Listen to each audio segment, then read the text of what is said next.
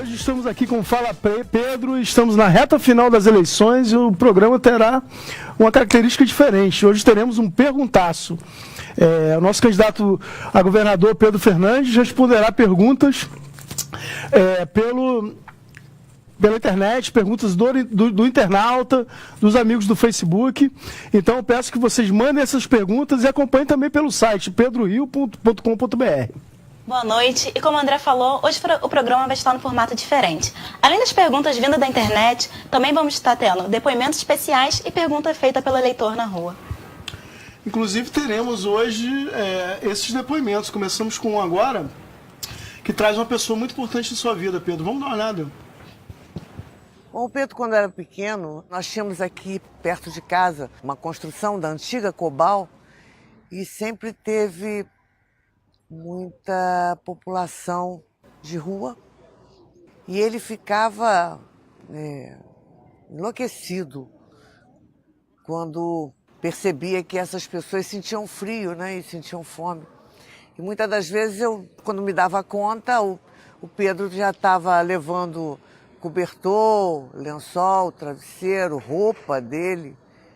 E eu dizia: Pedrinho, para onde você está levando essas coisas? Ele dizia: mãe, eu não uso mais essas coisas. Meus colegas estão ali tudo precisando, eu vou levar lá para eles estão sentindo frio. Eu vejo o Pedro um pouco semelhante ao meu pai. Meu pai era um homem que não abandonava as suas raízes. O Pedro também é assim. O Pedro tem um lado extremamente carinhoso com as pessoas. Ele é de sentar, de dar atenção, de escutar, de estar ali atento aos problemas. Ele busca caminhos de dar soluções. Como é que é ser filho da Rosa Fernandes, ser neto do Pedro Fernandes, ter essa história de a política praticada de forma nobre, Pedro? Primeiro dizer que vocês querem acabar comigo aqui, né, rapaz? Mas, assim, é um orgulho muito grande, cara, porque eu fico vivenciando toda essa realidade. Ser filho de política é difícil pra caramba, assim. Hoje eu vejo meus filhos que sofrem até muito mais do que eu sofri, porque hoje em dia todo mundo tem rede social, todo mundo tem WhatsApp, e isso é uma exposição muito grande e é muito difícil para uma criança, às vezes, lidar com essa situação. Eu era neto de político, filho de político, e, enfim, já naquela época já tinha muita gracinha e tal. O político sempre foi visto de uma forma muito pejorativa aqui no nosso país. Infelizmente, agora, de um tempo para cá, tem piorado muito, isso por conta desses escândalos e tudo mais. Mesmo nunca meu avô tendo tido nenhum envolvimento com coisa errada, nunca minha mãe ter tido envolvimento com nada de errado, mesmo eu nunca tendo nenhum tipo de envolvimento com coisa de errado, mesmo assim as pessoas ainda falam gracinha, as pessoas ainda provocam a gente, né? Isso acontece inclusive nas escolas dos meus filhos, né? Então eu tenho esse orgulho enorme de ser filho de Rosa Fernandes, ser neto de Pedro Fernandes, porque são pessoas que traduzem, além da honestidade, pessoas realizadoras.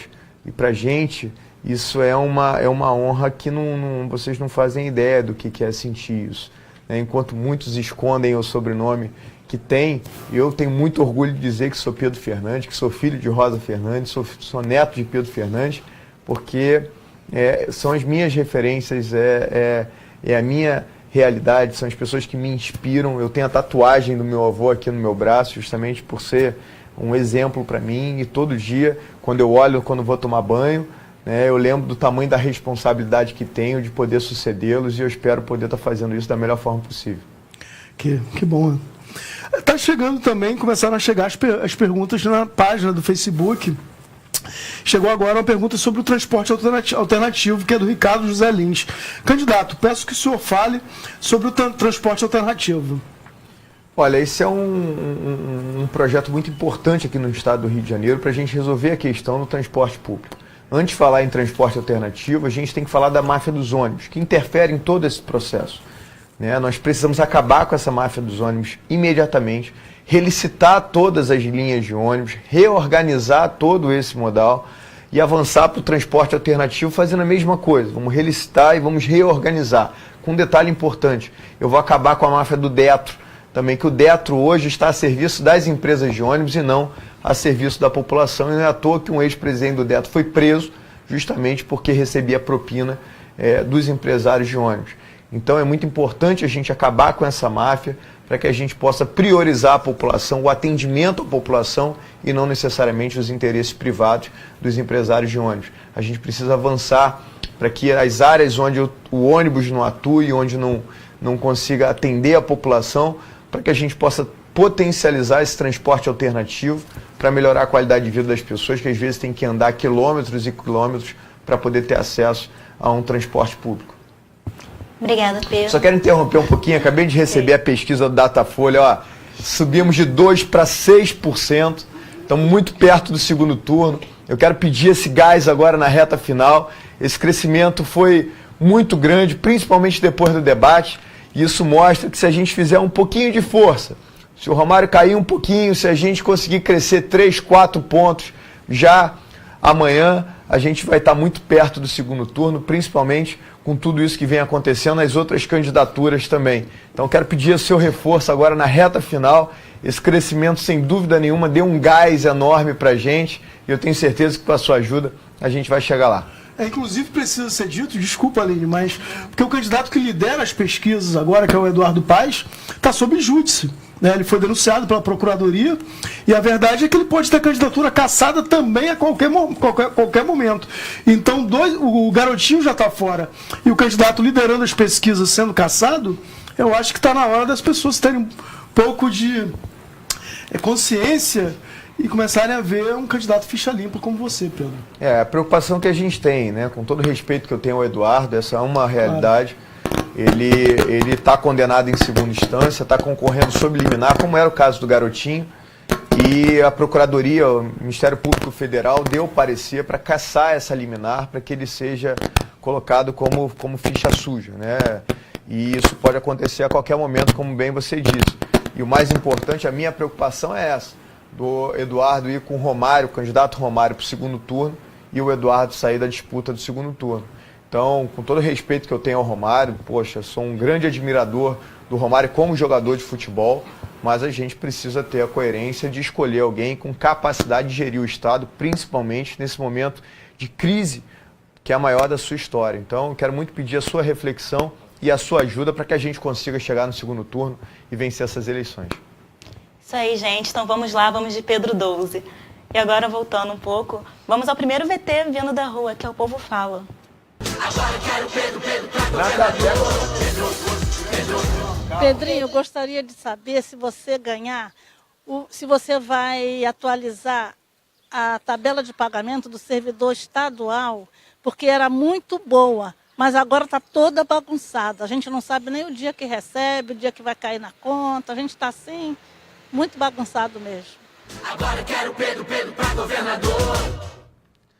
Maria é minha vizinha, vocês foram fundo lá no pessoal, viu? É claro, isso aí é uma prioridade nossa, é uma preocupação que a gente tem. É claro que a gente tem que ter a responsabilidade, primeiro, de equilibrar as contas do Estado. Isso é totalmente possível de acontecer e por isso a importância de fazer uma política de austeridade para ter a capacidade de gastar aquilo que a gente consegue arrecadar, tirando as receitas variáveis, como os royalties e as participações especiais, que foi, no caso, o motivo pelo qual quebrou o Estado do Rio de Janeiro. Depois da corrupção, a má gestão dos royalties e participação especial, né, de colocar receita variável para pagar custo fixo, no caso, a Previdência, né, o aposentado e o pensionista, que gerou esse colapso no Estado do Rio de Janeiro. Então a gente precisa ter esse equilíbrio para garantir o salário dos servidores sendo pagos em dia, logo no primeiro dia útil, para poder ter a oportunidade dos fornecedores também receberem em dia, para não ter risco de greve, não ter risco de interromper serviço essencial. E a partir daí, toda a folga que tiver orçamentária, nós vamos valorizar os nossos profissionais e, ao mesmo tempo, também cobrar, né, que preste um serviço público de qualidade, lembrando sempre que quem paga o nosso salário são as pessoas que pagam imposto nesse Estado. Interessante. Pedro, ao longo da semana nós tivemos, foi anunciado durante toda a semana que as pessoas enviassem perguntas e nós tivemos mais de centenas, na verdade milhares de interações relativas a esse processo. Então, eu vou chamar uma dessas perguntas que foi mandada à sua página no Facebook, para nós vermos. A gente tem que fazer vamos fazer uma dinâmicazinha. Candidato, fale sobre a máfia do Detran, Cristina Barros. Já. Oi, Cristina, tô meio perdido com as câmeras aqui. Oi, Cristina. Olha, a máfia do Detran é uma coisa que já vem denunciando já há muito tempo, né? Começando pelos postos de vistorias do Detran, que é uma burocracia excessiva, é um antro de corrupção. Eu quero deixar claro que eu não estou generalizando, mas infelizmente na prática, a grande maioria dos casos é o que acontece. A Polícia Civil acabou de semana passada prender uma quadrilha especializada em extorquir as pessoas dentro dos postos de vistorias do Detran. E a gente precisa simplificar isso, como acontece nos estados vizinhos, não precisa inventar a roda.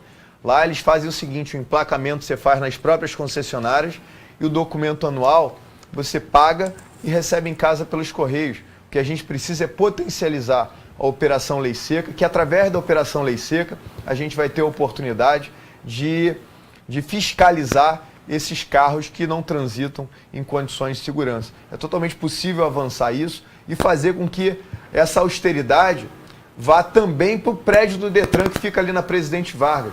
São uns andares que são alugados, né, que são totalmente desnecessários. Você vai ali um pouquinho mais para frente, você tem um prédio da Central do Brasil que está totalmente ocioso e poderia receber esses serviços do Detran a custo zero de aluguel por ser um prédio próprio do Estado. Pra você ter uma ideia, só nesse prédio alugado do Detran são gastos mais de 30 milhões de reais por ano de aluguel e condomínio, que são totalmente desnecessários. Eu quero ter a oportunidade de quebrar um pouquinho o protocolo. Claro.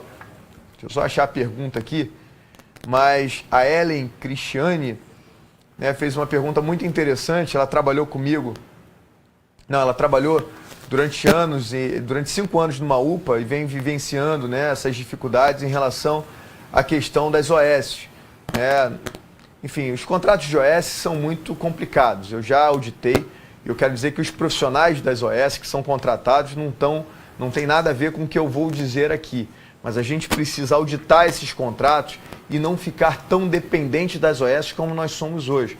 O que a gente precisa fazer, na prática, é gerar concurso público para que a gente consiga fazer uma transição para que não fique tão dependente das OS e, ao mesmo tempo, ter a possibilidade de pagar ao concursado um salário tão bom quanto é pago nas OS. Se é pago na OS um salário muito bacana, por que a gente não pode fazer concurso público e pagar decentemente o salário dos profissionais da saúde? A gente precisa valorizar os profissionais, mas, mais uma vez, se fazer presente para não acontecer as cenas que aconteceram no Getúlio Vargas, por exemplo, daquele senhor que morreu na porta do hospital por um erro de gestão da saúde do estado do Rio de Janeiro. Nós vamos melhorar a gestão, vamos valorizar os profissionais, mas vamos cobrar também um atendimento digno para toda a população.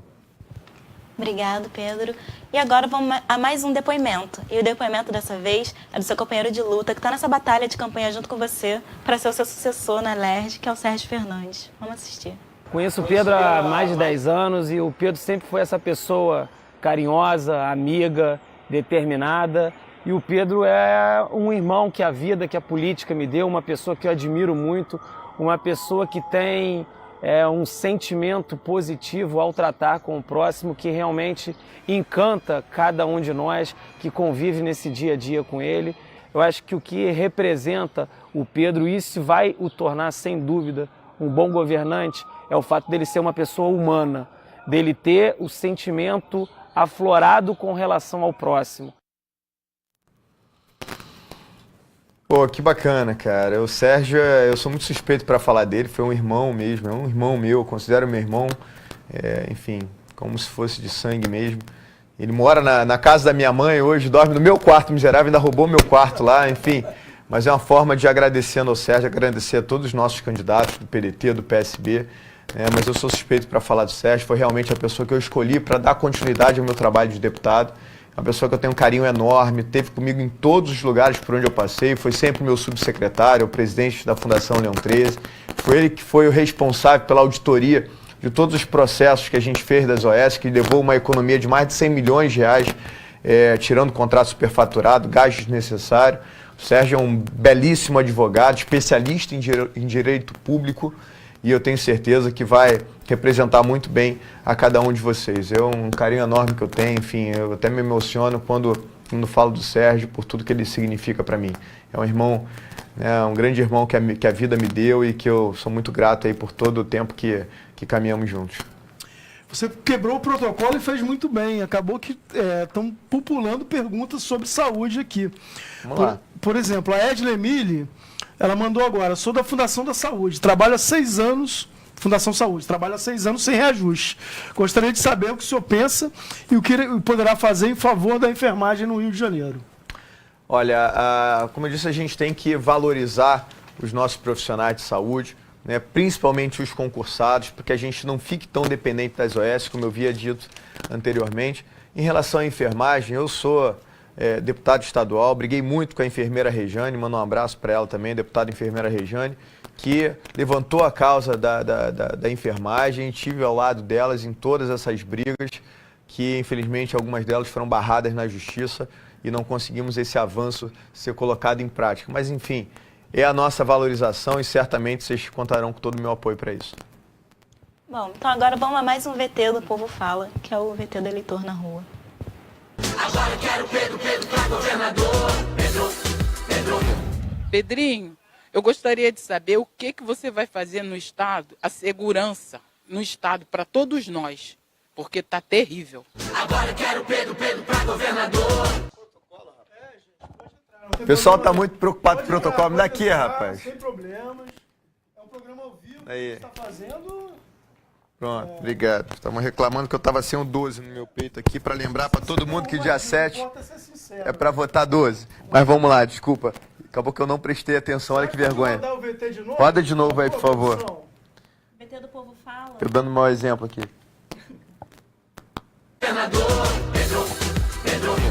Pedrinho, eu gostaria de saber o que você vai fazer no Estado, a segurança no Estado para todos nós, porque está terrível.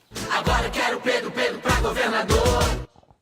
Oi, Nilza, obrigado pelo carinho. A segurança pública, sem dúvida nenhuma, é o maior drama que a gente vem enfrentando hoje. A gente tem que avançar em várias áreas específicas. A primeira, na reposição dos efetivos policiais que são perdidos todos os anos. A gente perde, em média, para você ter uma ideia, 1.500 policiais militares e 1.000 policiais civis todos os anos. A gente precisa trabalhar para colocar policial na rua protegendo a população. Fazer o chamamento de todos desses profissionais que fizeram o concurso da PM, do Bombeiro, da Polícia Civil, da Administração Penitenciária, que tem condições, tem dinheiro para isso. A gente já fez todos os cálculos para fazer, não a reposição total, mas para avançar pelo menos com 1.500 policiais militares já no início do ano, 1.000 policiais civis. Estamos fechando a conta agora em relação ao Bombeiro e à Administração Penitenciária, mas é totalmente possível. A gente não vai gastar mais do que 130, 140 milhões de reais no primeiro ano para poder colocar isso em prática. Como eu disse, avançando na reposição do efetivo, vamos potencializar as condições de trabalho dos policiais. Hoje o policial militar tem que ficar empurrando viatura para poder sair para trabalhar. O policial militar hoje não tem um colete próprio, não tem um armamento próprio. O policial civil na delegacia hoje não tem uma folha de papel A4 para imprimir um boletim de ocorrência. Aliás, eu vivenciei na Tijuca, policiais fazendo vaquinha, pedindo ajuda para os comerciantes para doarem papel higiênico, que nem papel higiênico tem dentro de uma delegacia. Depois da gente poder ter a oportunidade de aumentar o efetivo policial, dar condições de trabalho, a gente precisa avançar no investimento de inteligência e tecnologia. Só 0,03% do orçamento da segurança pública é investido em inteligência e tecnologia. E aí é por isso que não consegue prender quem matou Marielle, é por isso que não consegue conter os mais de 6.000 assassinatos, os mais de 5.000 estupros que acontecem aqui no nosso estado. A gente não consegue conter a migração da criminalidade, fazendo com que Angra dos Reis hoje, que sempre foi uma cidade pacata, tranquila, tenha índices de criminalidade piores do que o da cidade do Rio de Janeiro em algumas áreas. Então, avançando nessas áreas, né, e fazendo uma força-tarefa aos moldes da Lava Jato para atacar a atividade econômica do crime, porque a gente precisa ir atrás de quem está lavando o dinheiro do crime organizado. Porque os grandes traficantes, os grandes criminosos, os grandes milicianos, os grandes ladrões de carga não estão dentro das favelas, das comunidades. Lá estão os buchas que matam, que morrem, que vendem droga, que assaltam carro e que servem de estatística para a criminalidade. A gente precisa avançar também na contenção da entrada de drogas e armas que acontecem todos os dias. A gente precisa fortalecer a barreira fiscal, potencializar, investir em tecnologia para reduzir a entrada de drogas e armas, porque o Rio de Janeiro não fabrica armas, o Rio de Janeiro não produz os insumos das drogas, e é inadmissível que nem o governo federal e nem o governo do estado tenham a capacidade de ampliar a fiscalização para diminuir a entrada dessas drogas e armas aqui no Rio de Janeiro. E para finalizar a questão da segurança pública, eu quero avançar em 2 áreas. Primeiro, ampliar o programa Segurança Presente, que é um programa que deu certo, que todo local onde foi instalado reduziram os índices de criminalidade e que aumentaram a sensação de segurança da população. Só que a gente precisa avançar isso para todo o estado do Rio de Janeiro, não ficar limitado a algumas áreas nobres da cidade do Rio de Janeiro. Vamos avançar na Zona Oeste, na Zona Norte, na Baixada Fluminense, no interior do estado, enfim, para que outras pessoas tenham a oportunidade de ter essa maior sensação de segurança, redução dos índices de criminalidade, que vão ser muito importantes para que a gente possa voltar a atrair as empresas aqui para o Rio de Janeiro, para que a gente possa potencializar o turismo e, acima de tudo, fazer com que uma mãe não fique tão desesperada quando o filho sai e não sabe se vai voltar com segurança para casa. Tem outros temas que estão chegando aqui. A questão do transporte está sendo muito falada, né? Se perguntou, inclusive, sobre a questão do Detran novamente, que você já respondeu, e também sobre o que pode se fazer para melhorar o transporte público. Mas eu selecionei, na verdade, uma pergunta sobre a questão do ICMS também. Por exemplo, a média dos preços dos combustíveis em São Paulo e Espírito Santo é de R$ 4,55 devido aos impostos. Moradores de Campos, por exemplo, emplacam seus veículos no município vizinho do Espírito Santo. Candidato Pedro Fernandes, o que você pensa a respeito desses impostos como o ICMS? Rui Duque Estrada mandou essa pergunta, Pedro. Só antes de responder a sua pergunta, só mandar um abraço pessoal da Vila da Penha, que eu estou sendo constantemente cobrado aqui. É um dos bairros que mais sofrem com a questão da segurança pública, roubo de carro, roubo a transeunte, enfim, conheço bem essa realidade aí, tenho certeza que vai ser um dos primeiros bairros a receberem o programa Segurança Presente, aumentar o efetivo, para que a gente possa devolver a segurança para cada um de vocês. Eu quero dizer que a gente precisa ter planejamento na gestão econômica desse Estado. A gente precisa ter competitividade. Por isso, na primeira semana, eu vou encaminhar para a Assembleia Legislativa uma proposta de redução de 2 impostos muito importantes. Primeiro, da energia elétrica. Vamos reduzir, em média, 25% o valor da conta de luz de todo mundo, não só da população, mas principalmente dos empreendedores e geradores de empregos desse Estado, para que a gente não continue perdendo cada vez mais as empresas para outros estados. E o segundo é no combustível. Como bem você disse, é R$1 a média mais cara a gasolina no estado do Rio do que em São Paulo, por exemplo.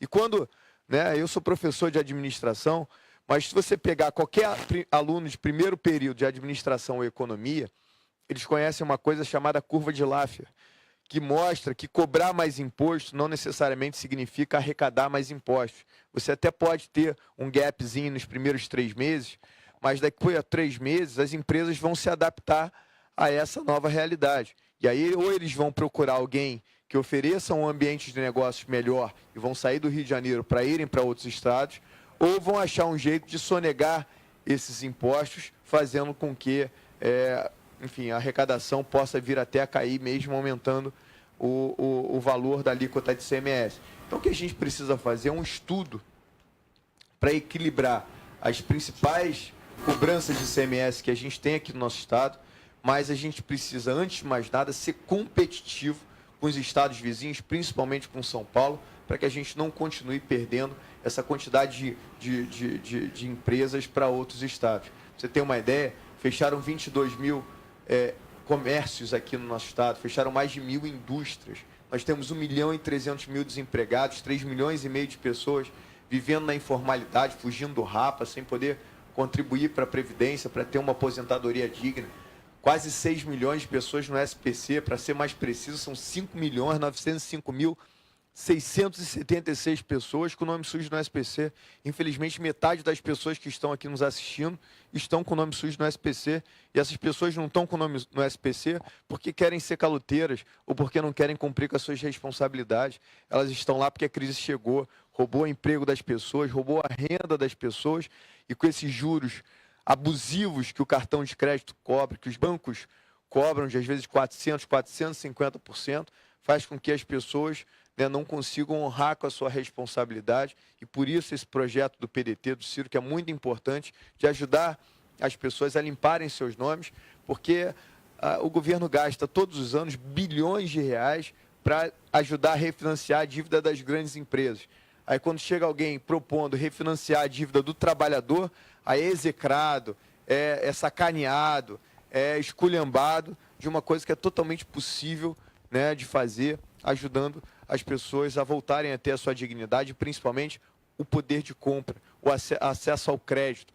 Porque, como eu disse, fecharam milhares de comércios, indústrias aqui no nosso estado, e voltando o poder de compra da população, a gente fortalece o comércio. Fortalecendo o comércio, a gente fortalece a indústria. E o que isso na prática significa? Que vai voltar a gerar emprego. Voltando a gerar emprego, a gente volta a gerar renda.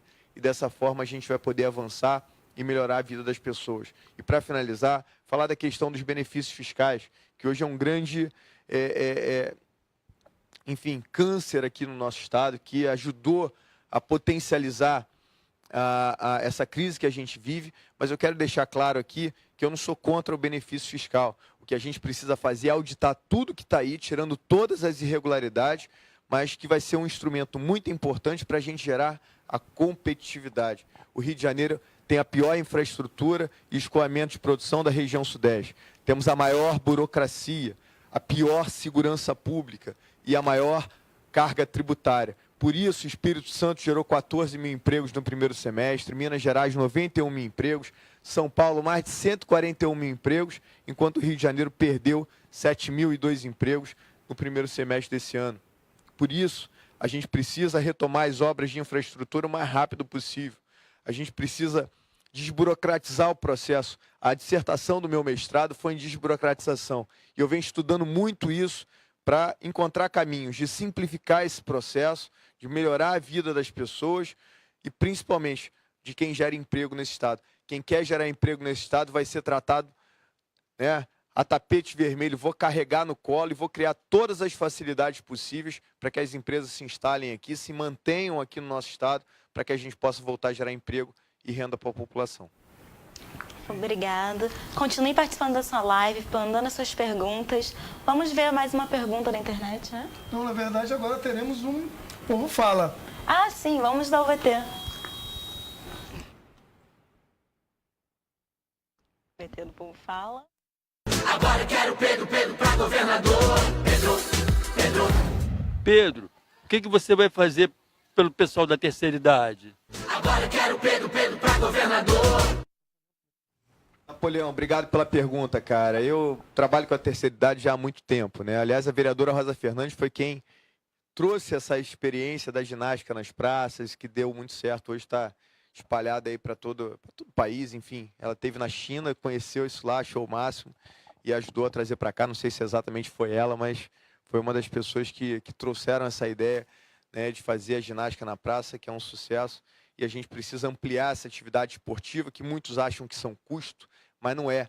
Porque essas ginásticas melhoram a vida das pessoas, melhoram a qualidade de vida das pessoas, muito que fazem. Muitas dessas pessoas que começam no projeto diminuem as dores que sentem, diminuem a quantidade de remédios que precisam tomar, melhora a qualidade de vida, as pessoas ficam mais alegres, mais bem com a vida, enfim. E muitas dessas pessoas hoje, né, têm uma relação muito mais próxima do que muitos membros da família, porque acabam se tornando uma grande família mesmo. Mas eu tenho um projeto que é muito interessante para a terceira idade, que nós vamos incentivar as empresas a contratar as pessoas com mais de 45 anos de idade. Existe um preconceito muito grande no mercado com essas pessoas que já ultrapassaram 45 anos de idade, e a gente vai estimular isso. Vamos fazer um selo, né, e se preciso for, até uma redução dos impostos dessas empresas que contratarem e darem prioridade às pessoas que passaram dos 45 anos, para que não continuem sofrendo esse preconceito de entrar no mercado de trabalho. Eu preciso muito da ajuda de vocês para colocar isso em prática, porque é um sonho que eu tenho já há muito tempo, e eu tenho certeza que, como governador, em pouco tempo a gente vai potencializar a entrada dessas pessoas no mercado de trabalho, que muitas vezes até se aposentam, mas infelizmente às vezes não, a renda que ele ganha como aposentado não é o suficiente. Então a gente precisa buscar caminhos, até na informalidade mesmo, né, fazer uma renda extra para essas pessoas que às vezes são chefes de famílias, porque o filho fica dependente dele, o neto fica dependente deles, e a gente precisa potencializar a terceira idade com uma saúde decente, com atividade esportiva e cultural e, acima de tudo, com a dignidade de poder retornar ao mercado de trabalho, que é a vontade de uma grande parte dos nossos idosos, que infelizmente sofrem com esse preconceito que a gente vai acabar. Perfeito. Temos agora, Pedro, na verdade, vamos dar uma olhadinha na tela, porque estão sendo enviadas as perguntas do Facebook online. As pessoas estão mandando direto agora e a produção está passando para a gente. A Paula Silva, por exemplo, o outro candidato está dizendo que vai colocar uma linha do BRT em Nova Iguaçu. Qual é o seu projeto para a Baixada? Você tem algum projeto para a Baixada? É a Paula Silva. Ô, Paula, essa é uma prioridade, mas olha, a gente tem que ser muito sincero. A gente está passando por uma crise. Antes de pensar em qualquer coisa nova, eu vou colocar o que tem para funcionar. Eu não vou ficar aqui contando história 3 dias das eleições, mesmo precisando muito do seu voto e de todo mundo que está nos assistindo. Não dá para falar em ampliar nada nesse momento, enquanto a gente não tiver a capacidade de colocar o que tem para funcionar. Você quer ampliar a linha de BRT, com BRT caindo aos pedaços do jeito que está aí. Você quer ampliar a BRT com essa máfia do transporte que está tomando conta de tudo. Você tem na Baixada Fluminense linhas ferroviárias, né, que hoje só funcionam como transporte de carga, porque a máfia dos transportes, as empresas de ônibus não permitem que coloquem trem de passageiros, vagões de passageiros, para não competir com as empresas de ônibus. Eu vou acabar com isso, eu vou colocar transporte de massa através desses vagões de passageiros, para que a gente possa melhorar a modalidade, a mobilidade urbana aqui no nosso estado. Agora, esse é um projeto, sem dúvida nenhuma, a gente precisa organizar isso em parceria com as prefeituras, e a gente vai fazer isso, mas eu só vou avançar depois de tudo que tiver funcionar decentemente. A gente vê aqui o caso do Museu Nacional, que pegou fogo, que estava caindo aos pedaços já há muito tempo, e os caras preferiram fazer 2 museus novos, o Museu do Amanhã, o Mar, que são lindíssimos, muito bacanas, mas, na minha opinião, são feitos de formas irresponsáveis, de pessoas que querem deixar o seu legado. E o meu legado, cara, vai ser fazer tudo que tem funcionar. Eu não vou construir absolutamente nada enquanto as coisas não estiverem funcionando de forma adequada e respeitando o imposto que vocês pagam. A gente está recebendo muitas mensagens da galera do Zico aí, tá mandando um alô para você. Fala, Zicão. Zico Papera. Meu irmão. Beleza. Deixa eu só falar aqui, eu passei aqui. Perfeito. Eu pedir desculpa, pessoal. Quem está perguntando, a gente não conseguir falar agora. A nossa equipe vai providenciar aqui a resposta para vocês, né, da melhor forma possível. Acabou que veio um volume aqui muito maior do que a gente imaginava. O pessoal está pedindo para falar da Baixada aqui, a questão da segurança pública. Eu já falei um pouquinho de segurança. Sem dúvida nenhuma, é uma preocupação grande nossa, principalmente para fazer com que os municípios da Baixada Fluminense não continuem sendo municípios dormitórios, onde mais de 50% da população tem que trabalhar fora do município porque não tem emprego dentro das suas cidades. E a gente precisa iniciar pela segurança pública para que a gente possa trazer as empresas para esses municípios, para que possa gerar emprego perto de casa, que eu acho que é a vontade da maioria das pessoas. Segundo ponto, avançar com a SEDAI. Mais de 70% da população da Baixada não tem esgoto tratado, não tem abastecimento de água decente, e a gente precisa imediatamente reverter esse processo, porque a gente já está no século XXI. Aliás, eu fui numa casa em Magé, que eu fiquei chocado, que a moradora inventou uma captação de água de chuva para poder tomar banho, fazer comida, fazer essas coisas, porque não tem o encanamento de água chegando na casa dela de uma forma decente para poder, né, tomar banho com dignidade, fazer comida com dignidade, e a gente precisa reverter isso o mais rápido possível. A SEDAI deixa mais de 800 milhões de reais de lucro a partir de 2019, vai deixar mais de 800 reais de lucro, 800 milhões de reais de lucro. A gente vai pegar 400 milhões de reais para pagar o financiamento do empréstimo que foi feito, colocando a SEDAI como garantia, para não permitir, em hipótese alguma, que a SEDAI seja privatizada, e pegar esses outros 400 milhões de reais para investir especificamente em obras de saneamento básico, abastecimento de água e tratamento de esgoto, que só isso, além de todo o benefício com o meio ambiente, teve alguém que falou de meio ambiente aqui, enfim, além de todo esse benefício com o meio ambiente, vai ter a oportunidade de gerar mais de 6 mil empregos só com essas obras da SEDAI. Enfim, tem muito para falar aqui, não sei se vai dar tempo. O pessoal está perguntando rapidamente, peço perdão aqui por quebrar o protocolo.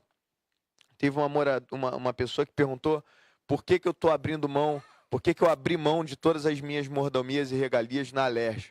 Essa é uma coisa que eu venho defendendo muito desde 2013, né, o fim do carro oficial, o fim do auxílio moradia, o fim do auxílio paletó, enfim, o fim do auxílio selo, combustível, celular, enfim, uma série de coisas que historicamente os deputados, né, sempre tiveram, os agentes públicos como um todo, né, que alguns até já começaram a ser excluídos, mas eu tenho muito orgulho de, desde 2014, ser o único deputado que abre mão de todas as mordomias e regalias que o deputado tem direito. Eu não tenho carro oficial, eu não tenho auxílio moradia, nem celular, nem auxílio gasolina, porque você já paga meu salário, e o meu salário é suficiente para eu pagar o meu carro, a minha gasolina, a minha moradia, ter o meu celular, porque você já paga meu salário, não tem que pagar as minhas mordomias também, né? E é o exemplo que a gente dá ao governador. O governador tem 3 palácios.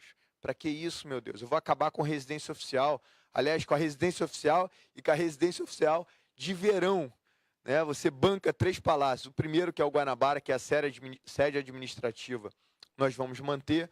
Mas o Palácio Laranjeiras, que é a residência oficial, eu vou transformar num museu autossustentável para ser ali um centro cultural, o centro do povo, né? E a Ilha de Brocoió, que é a residência de verão do governador, nós vamos entregar, ceder para a UERJ, financiado pela SEDAI, para ser ali o centro de estudos das águas da Baía de Guanabara, porque no meu governo a gente vai ter, sim, um projeto sério de despoluição da Baía de Guanabara, que vai ser muito importante para a geração de empregos, no turismo, na pesca, em transportes aquaviários, enfim, uma série de outras coisas que a gente pode e deve utilizar a Baía de Guanabara. Eu tenho para dizer o seguinte: as pessoas que trabalham na sua campanha, e isso é preciso ser dito, são profissionais, mas são fundamentalmente pessoas que acreditam nesse projeto, que acreditam em você, Pedro. São pessoas apaixonadas nisso. E nós gravamos um depoimento bastante interessante sobre a vida pública com a pessoa, a sua companheira de vida, a Heloíse. Vamos dar uma olhada?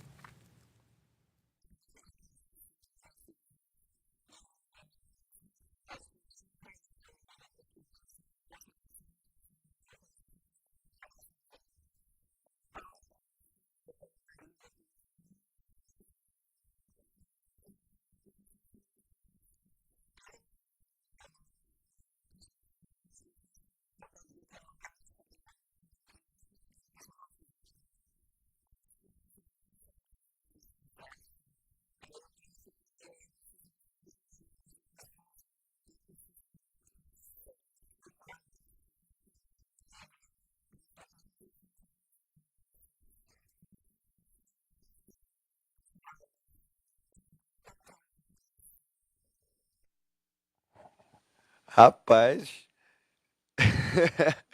obrigado, amor, te amo, obrigado por tudo, obrigado por ser companheira, obrigado por segurar a onda da nossa família, cuidar dos nossos filhos, enfim. Você não sabe como você é importante na minha vida, se eu estou aqui, eu devo isso a você, e eu tenho muito orgulho de poder caminhar ao seu lado. Você significa muito para mim mesmo. Obrigado, obrigado pelo carinho. Vamos passar para o assume aí que tá feia a coisa pro meu lado aqui, rapaz. Bom, Pedro, depois da emoção, da família, vamos meter no povo. O povo fala. Agora eu quero Pedro pra governador. Pedro. Ô Pedro, eu queria saber de você o seguinte: o que você vai fazer com a nossa educação? Essa vergonha que está aí, essa vergonha que está no nosso país, os caras não fazem nada por educação. Agora eu quero Pedro pra governador. Casalberto, essa é a nossa principal bandeira que a gente defende na campanha. É totalmente possível a gente avançar já a curto prazo, né, na implementação de escolas em tempo integral, de valorização dos nossos profissionais de educação. Eu sempre faço essa comparação. De 2010 para cá, o orçamento da educação caiu pela metade. E no mesmo período, o orçamento da segurança pública mais que dobrou. Eu não estou dizendo que não é importante investir em segurança pública, mas não é mais importante do que investir em educação.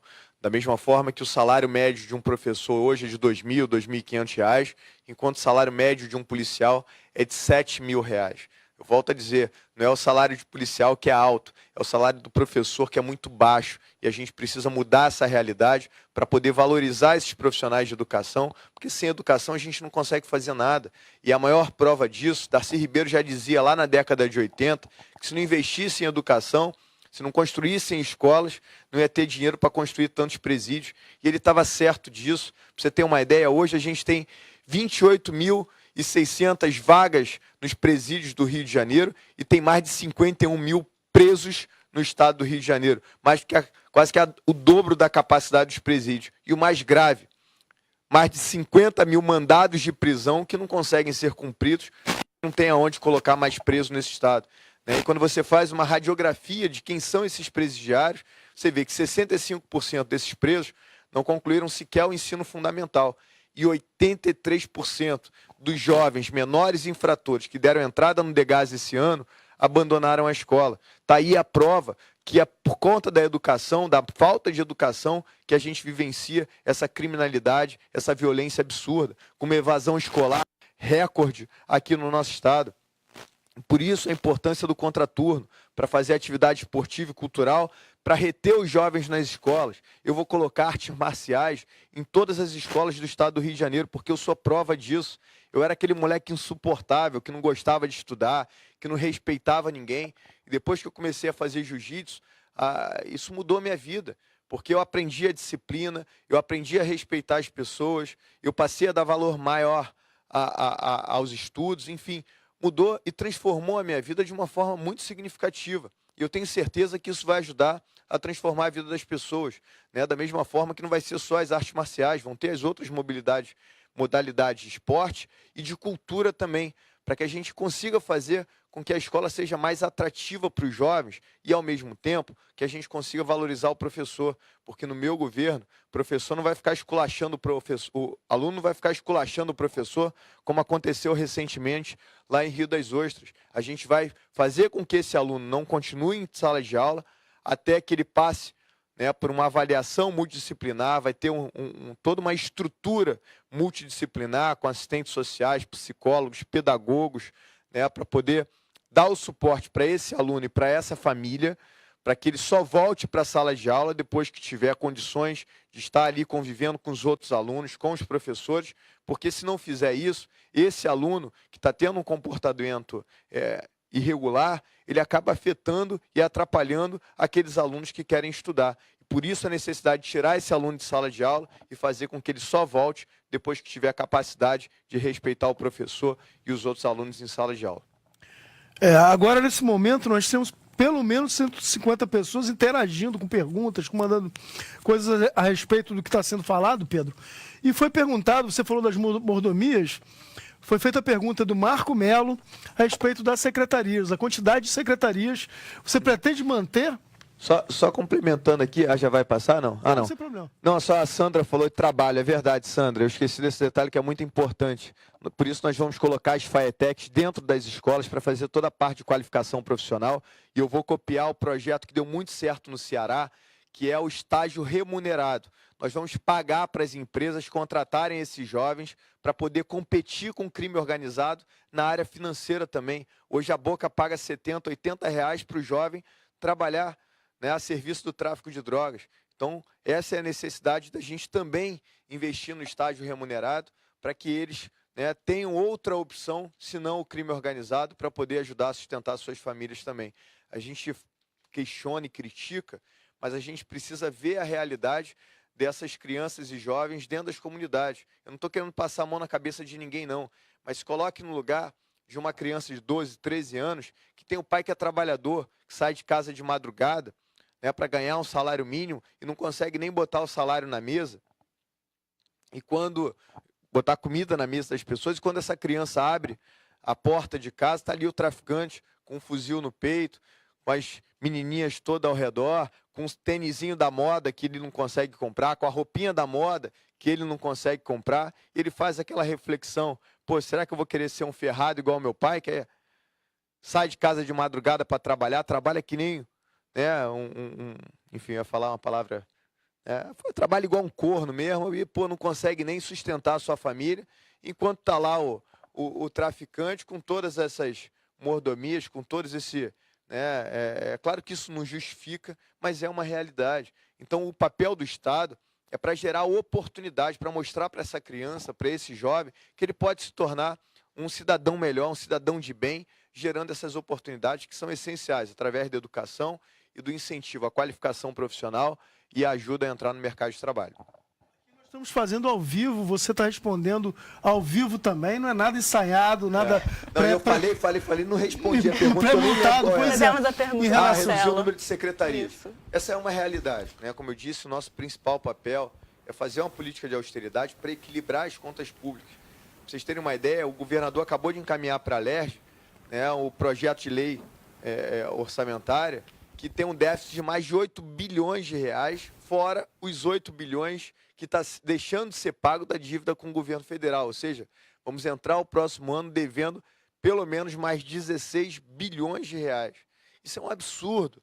Se a gente tem arrecadação de 10 reais, por exemplo, a gente não pode querer gastar 20, 25 reais. A gente tem que ter a capacidade de gastar aquilo que a gente consegue arrecadar.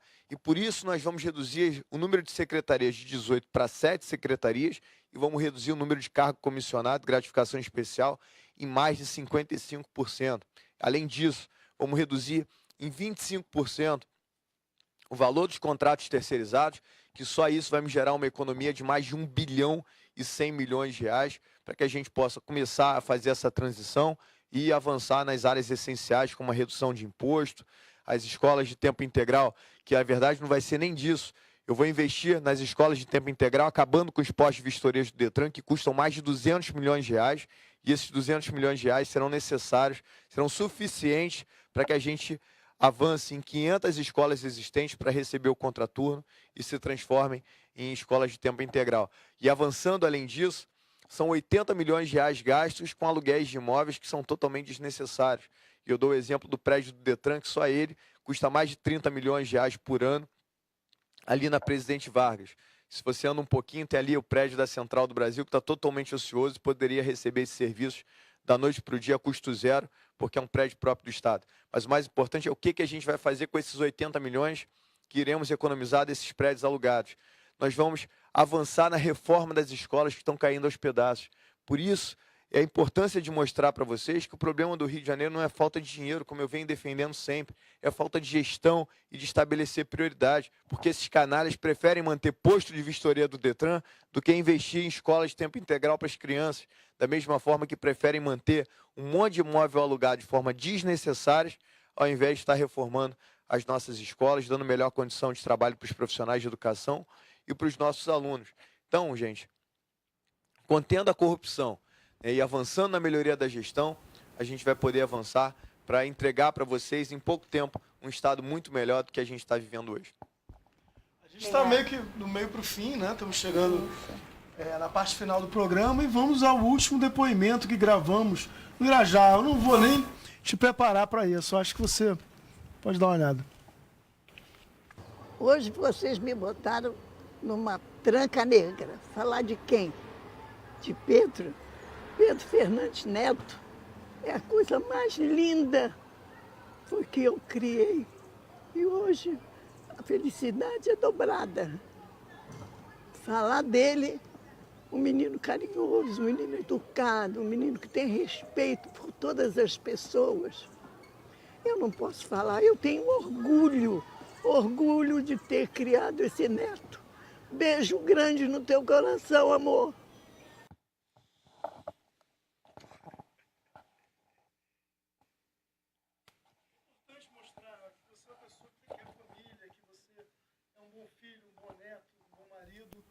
E é a pessoa correta para administrar o Rio de Janeiro.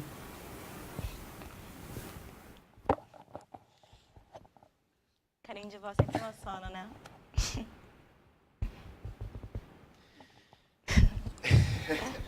É que eu vou falar agora, cara. Minha avó é muito especial para mim, assim. Como é que é essa questão da vida pública, Pedro? Como é que é administrar o processo de ser candidato e ter que cuidar de uma família, ter que todo dia chegar em casa, cuidar dos filhos, falar com a mãe, com a avó? Olha, eu fui me adaptando Aos poucos, né? Eu tive uma vida muito precoce. Eu fui pai muito cedo, comecei a trabalhar muito cedo, me formei muito cedo. E eu não vi meus filhos crescerem da forma como eu gostaria de ter visto, por exemplo. Me dediquei muito pouco a eles. Eu fui um péssimo pai no início, por exemplo. Achava que ser pai era, enfim, pagar as contas, manter comida dentro de casa. E até que uma vez eu ouvi do meu filho que, enfim, que era muito melhor a gente ter uma vida não tão tranquila e poder ter mais tempo comigo do que... Tô fazendo vergonha aqui, ó. Não, gente. Cris, pode entrar. Mas... Faz o lenço, não tem problema. Enfim, isso é uma adaptação que eu tenho feito, assim, sabe? Mas minha avó é um amor de pessoa, assim, cara. Eu sou muito suspeito para falar da minha avó. Foi minha avó que me criou.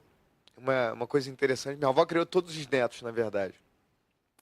Minha mãe sempre trabalhou muito. Meus pais se separaram muito cedo. Eu era muito novo. E minha mãe trabalhava no Mobral, então viajava o Brasil inteiro para isso. E acabou que meus avós me criaram. E por isso a minha relação muito íntima com meu avô.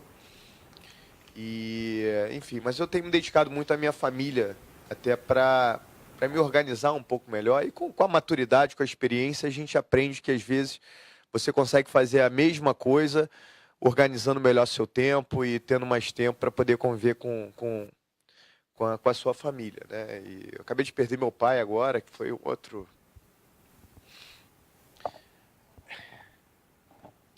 Enfim, foi um outro drama que eu vivenciei nesses últimos meses, foi muito duro, né? O processo foi... Eu fiz, para vocês terem uma ideia, de julho para cá eu fiz 2 cirurgias. Né? Quando eu fiz a minha última cirurgia, logo depois eu fui escolhido para ser candidato a governador. 2 dias depois meu pai sofreu um acidente, começou a campanha, meu pai ficou 28 dias, o corpo dele desaparecido. Eu não pude iniciar minha campanha aqui, porque eu fiquei em Santa Catarina buscando lá, né, tentando achar meu pai. E quando eu voltei já faltava, agora praticamente 30 dias só, né? Então, enfim, vamos mudar de assunto, vamos falar de política depois, aí vocês me quebram, cara. Mas enfim, só para agradecer aqui a minha família, o suporte que dá, que é muito importante. Mas vou fazer o apelo para a gente falar de política agora, de governo do Estado, senão não vou conseguir mais continuar aqui, enfim. Vamos tirar de dúvida do povo aqui. Tem mais de 190 pessoas acompanhando a gente, Pedro. Nesse Obrigada momento, a todos que são estão mais de, participando. na verdade, 190 interações. Mas a gente vai... Vamos puxar um VT, né? Vamos puxar um povo fala. Até eu fiquei emocionado, Pedro, desculpa. Vamos puxar um povo fala. Pedro para governador. Pedro. Bom, Pedro, tenho a honra de ter sido escolhido por você e pela vereadora Rosa Fernandes para dar continuidade ao seu trabalho enquanto deputada na Assembleia Legislativa do Estado. E um dos primeiros compromissos, ou melhor, o primeiro compromisso que firmei com você foi abrir mão de todas as regalias e mordomias, porque você sempre foi um deputado combativo com relação a isso. Nessa sua caminhada ao governo do Estado, quais são as suas propostas para combater e acabar com todas essas mordomias e regalias e com a farra do dinheiro público? Agora eu quero Pedro para governador. Entendi, vocês vão fazer o apanhado dos outros candidatos pensando que eu estou privilegiando o Sérgio aqui só porque é meu irmão, enfim. Mas brincadeiras à parte, né, essa questão da briga com as regalias e mordomias é uma coisa muito séria. O Sérgio me ensinou uma coisa que era muito importante, foi um dos principais motivos de eu ter aberto mão de todas essas regalias. Ele falou já na campanha de 2014 o seguinte: você perguntou para alguém, quando você vai lá pedir o voto deles, se além do seu salário eles querem manter todas as suas mordomias e regalias?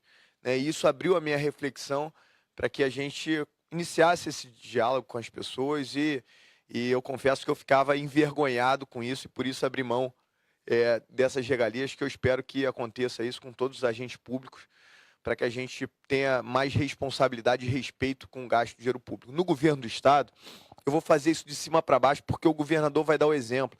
E aí, se o governador não vai ter carro oficial, meu irmão, ninguém de baixo vai poder ter direito a carro oficial também. Se o governador não vai ter, né, viagem de primeira classe, não vai ter contrato de jatinho, de helicóptero, nenhum outro agente público vai ter. Helicóptero no meu governo só vai ser utilizado pela polícia e pelo corpo de bombeiros. E ponto. Ninguém mais vai ficar se deslocando com isso ou com aquilo. Tem carro para isso e a gente ganha dinheiro suficiente num salário que a gente recebe para poder pagar a nossa gasolina e ter a nossa moradia ou qualquer outro tipo de mordomia. Enfim, vamos acabar com essa farra, porque acabando com a farra, com o dinheiro público, essas mordomias todas, o governador tendo palácio, tendo chefe de cozinha, né, garçom, enfim, meu irmão, nada disso vai ter no nosso governo, porque o dinheiro público vai ser essencialmente para a segurança pública, para a educação, para uma saúde de qualidade e para a geração de emprego. Todo o restante, infelizmente, vai ser num momento em que a gente consiga equilibrar as contas. Lembrando que ciência, tecnologia, cultura, quando eu falo educação, estou falando disso tudo. Bom, hoje Fala Pedro teve muitas perguntas. Temos mais uma pergunta do Facebook que veio agora. Vamos ver. Várias perguntas. A gente queria estar realmente respondendo toda, mas o tempo é curto, então gostaria de agradecer a todos que participaram até agora. E vamos às considerações finais? Eu acho que dá para responder mais uma perguntinha. Não, só aproveitar essa questão da população de rua. Eu fui secretário de assistência social. Quando eu fui secretário no município, nós conseguimos reorganizar, abrimos todos os abrigos que estavam fechados. Enfim, eu vou fazer parceria com as prefeituras, que é uma prioridade minha, foi uma área que me tocou muito, me deixou muito sensível nesse sentido, para que a gente dê mais dignidade às pessoas. E tem algumas questões em relação à minoria, a gente vai ensinar respeito. No meu governo não tem radicalismo nem para um lado nem para o outro. A gente vai ensinar as pessoas a respeitarem, independente da sua opção sexual, da sua situação financeira, da sua classe econômica, enfim, né, de sua cor, seu credo. A gente vai ensinar respeito e vamos conter a intolerância, porque intolerância no meu governo não vai ser enfim, de qualquer forma aceitável. Eu quero muito agradecer, já vou emplacar logo aqui nas considerações finais. Eu estou correndo lá para o debate do Ciro. O debate presidencial do Ciro lá, enfim. Quero agradecer pelo convite. Mas, pessoal, obrigado muito pelo carinho. Desculpa aí a minha falha aqui, eu sou meio sentimental mesmo. Mas dizer para vocês que estamos na reta final, faltam praticamente 2 dias só de campanha. Quero muito pedir sua ajuda para multiplicar com a família, com os amigos, colocar nas suas redes sociais, mandar para todos os contatos do WhatsApp, porque nós subimos em 2 dias de 2% para 6% de intenção de voto. Acabou de sair a pesquisa do Datafolha. Na nossa pesquisa, nós já estamos com 9%. Então, estamos muito perto do Romário para poder ir para o segundo turno. E eu volto a dizer, se o Eduardo não puder continuar na campanha, porque o processo dele vai ser julgado agora, né, a gente precisa estar com o Romário no segundo turno para poder, enfim, gerar esse debate e a população ter a oportunidade de avaliar quem é o candidato mais preparado para poder gerir esse Estado nesse momento mais difícil que a gente enfrenta por conta dessa crise financeira, essa crise ética, essa crise moral e principalmente essa crise de gestão que nós vamos reverter logo de início. Você, a sua família, todas as pessoas que nos ajudaram a fazer esse programa. Quero agradecer também a todas as pessoas que fazem parte da campanha do Pedro e reiterar essas palavras dele. Galera, militância, vamos pra rua, vamos vencer essa eleição. Com Pedro e com Ciro. E é isso aí, galera. Muito obrigado mesmo. Valeu, Pedro. 12. Obrigado. O Rio tem jeito sim. O Rio não pode mais ficar assim. Chega de desculpa, o 12 chegou. Agora eu quero Pedro pra governador. Pedro, 12 pra governador, 12 pra governador. Pedro, 12 pra governador, 12 pra governador. Tem que mudar de atitude. Esse é o momento para renovar. Um caminho mais seguro pra todo mundo. E só a educação vai nos libertar. O Rio tem jeito sim. O Rio não pode mais ficar assim. Chega de desculpa, o 12 chegou. Agora eu quero Pedro pra governador. Pedro, 12 pra governador, 12 pra governador. Pedro, 12 pra governador, 12 pra governador. O problema não é só falta de dinheiro, é só não roubar e não deixar roubar. Tem que pôr alguém que governe direito, que tenha força para transformar.